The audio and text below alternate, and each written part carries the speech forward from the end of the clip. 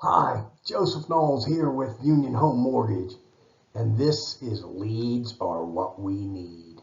Welcome. A little background. I've been in this business for over 20 years and made a good living doing it. Then, for some market reasons and some personal reasons, the last year and a half have been, frankly, awful. It was humbling, and I needed to start over. So this past spring, I moved to Union Home Mortgage and I vowed to change my business. I joined a coaching group where I was introduced to the tools and tactics that I'm about to share with you, and nearly tripled my number of leads from June to October.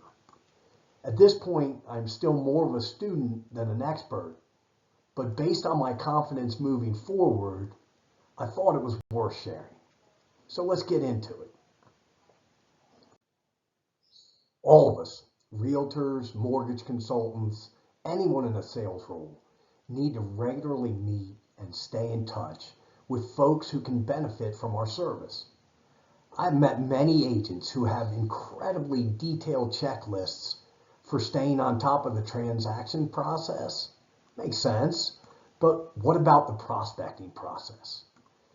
I am really good at coaching borrowers, structuring loans, solving problems, everything that it takes to get from just shopping to the closing table. None of it matters if I don't have any clients. Here are some things we can do to fix that. The first thing we should do is define the categories of people who we need to connect with, our lead sources.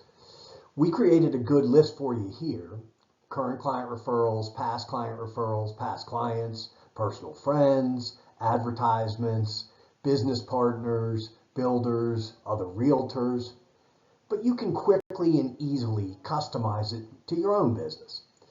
Doing so might help you realize some categories where you can grow your network. So now that we have defined the people we need to meet, how are we going to make sure that we regularly connect with them? Two tools that I will provide for you and that we will look at shortly are the communication tracker and the lead tracker. These are customizable spreadsheets, one that keeps track of what you do every day and the other that keeps track of your results. I like to think of these as the playbook and the scoreboard. If we aren't putting points on the board, then we should adjust the playbook.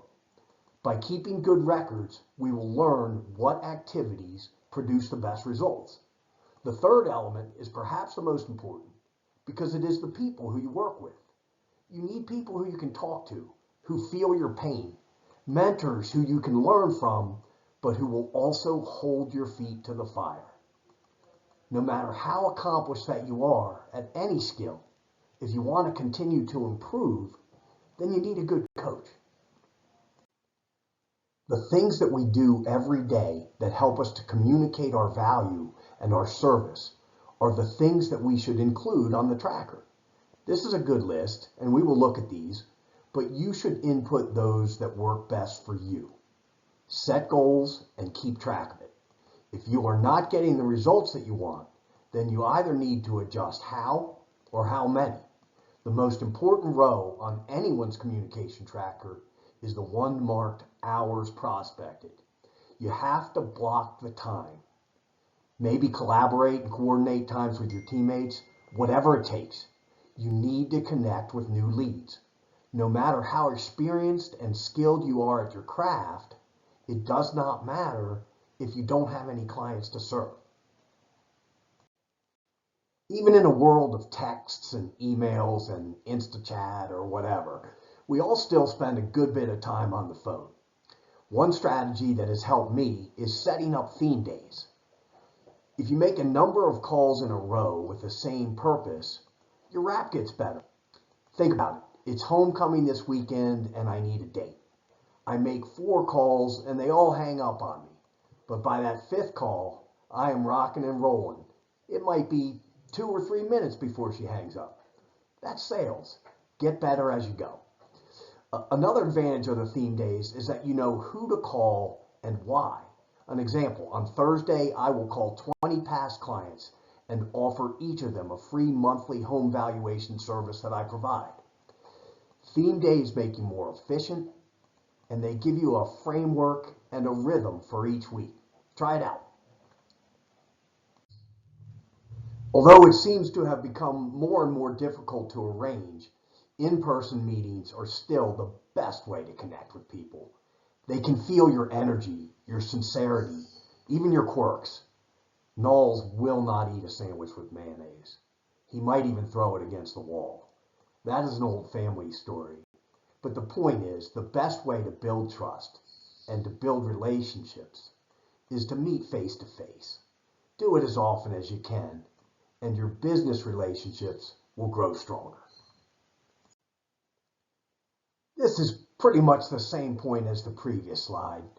People do business with people who they know, like, and trust. 2 bits of advice. One is this: block time on your calendar next week for a face-to-face or a lunch meeting. Then use your theme day calls to find a good partner for that meeting. 2 is don't throw your sandwich against the wall. Events can be fun, and they can help our business too. They can help us let prospects know who we are and that we care at the same time. So why do we call them leveraged events? Well, this webinar is a perfect example. It was sparsely attended, and I'm a little bit low about that, especially because I believe that I am offering you some truly valuable tools. But for a relatively small investment on my part, I had a good reason to reach out to over 200 agents who I hope to do business with. I made 40 phone calls, sent 200 text messages, and over 600 emails. Some of those folks will notice that I reached out and that I am trying to help their business. So even if your event stinks or it is just poorly attended, you can still gain some goodwill from it. We talked earlier about how face-to-face meetings are more difficult than ever to schedule. That is one reason why videos are useful. If they are done well, sight and sound together can deliver a more impactful message and hopefully give the recipient a truer version of yourself. But some of us do need to step outside of our comfort zone. For my part, I'm scared to death every time that light blinks. Anyway, another good thing about videos is that you will immediately know if you picked a good topic because you will have a record of how many people took a minute out of their day to watch it. If you're not doing videos, it's worthwhile. You should give it a go. I believe that there is both joy and power in what you might call the attitude of gratitude. There is a simple way that we can all foster that in our business lives. Just say thank you. It doesn't need to be fancy or expensive, just sincere. I do a little pay it forward thing. After every closing, I send a video to the borrowers and the agent who referred me. In there, I ask them to send me a link to their favorite charity. If they take the time to reply, then I make a donation. However you decide to say thank you might not be that important, but take the time to let the people who you work with know that you care. It will make them feel better, and that matters. With the technology that is available to us today, it is relatively easy to deploy a set it and forget it marketing campaign. One that I use for past clients and that I can offer to you for free is a monthly home valuation report. Sometimes I will share cool video clips or something that made me laugh. Whatever it is, hopefully it has some small value. Seeing your name and remembering your name can make a difference. There's a tendency in salespeople to reach for the shiny new marketing object or the magic elixir that will turn our email blast into golden leads. There might be a small bit of magic to prospecting, and there's definitely some statistical analysis to it. But in the end, it comes down to hard work. Sure, some folks are gifted communicators, but if those people can get 2 leads from 25 phone calls, and it takes us 40, they still need to make those calls. and there is absolutely nothing stopping us from making 75. We need to deliver the right message at the right time to a potential client who has reasons to know us, like us, and trust us. That is why we need to communicate so consistently. And that is why we developed a tool to help you do it. Let's take a look at the communication tracker. So here's your playbook, the communication tracker.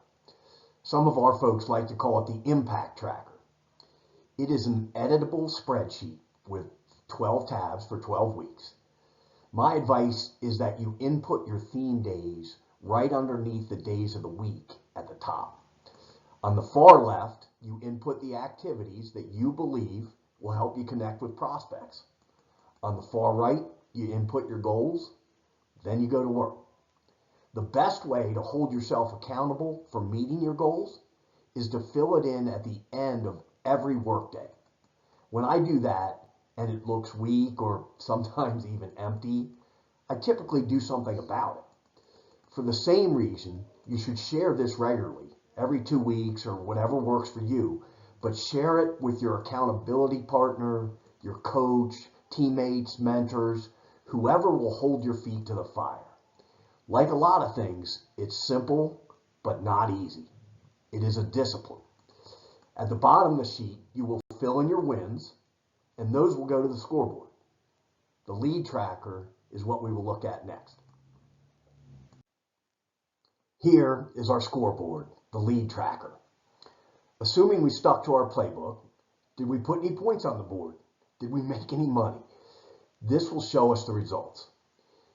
This tool is incredibly useful for a couple of reasons. At the top is a list of all your leads.